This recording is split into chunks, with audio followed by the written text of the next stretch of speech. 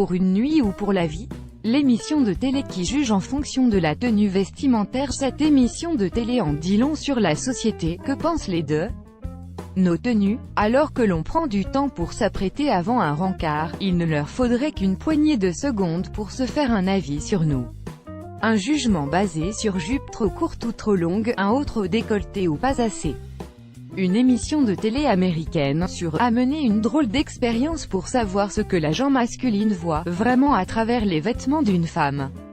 L'habit fait le moine, animé par le psychologue Lance Workman, le programme s'est interrogé sur des hommes ont été invités à évaluer une femme comme en fonction de sa tenue. Celle-ci portait dans un premier temps, ensuite un modèle plus moulant à mi-genou, un jean et un petit top à bretelles, et enfin une combinaison nude très moulante.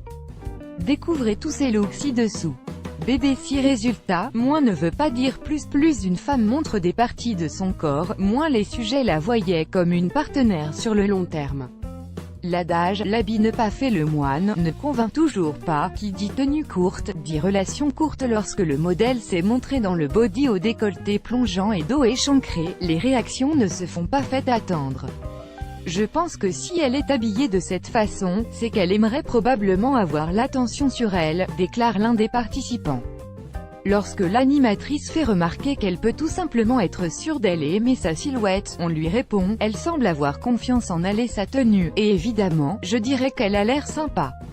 Dans sa robe noire, elle semblait faire très selon eux. Enfin, les deux derniers ensembles, plus osés, étaient selon eux, le signe qu'ils ne pourraient pas la présenter à leur famille. C'est intéressant, si vous regardez les photos où elle montre beaucoup de peau, elle est fortement considérée comme une relation à court terme.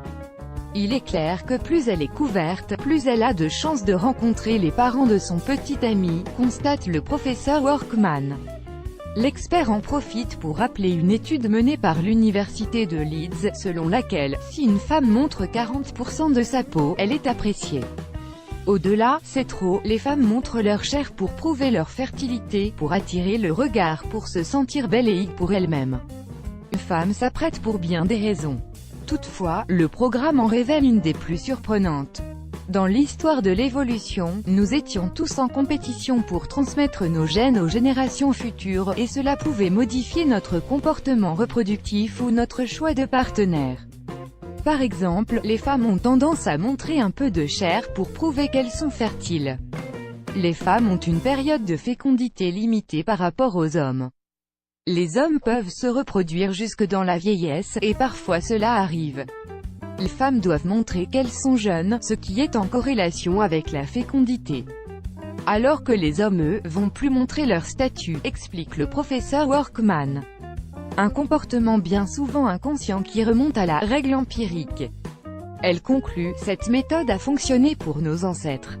En attendant, une femme n'est toujours pas libre d'être qui elle veut sans être jugée. Cette émission nous apporte la preuve. CFS à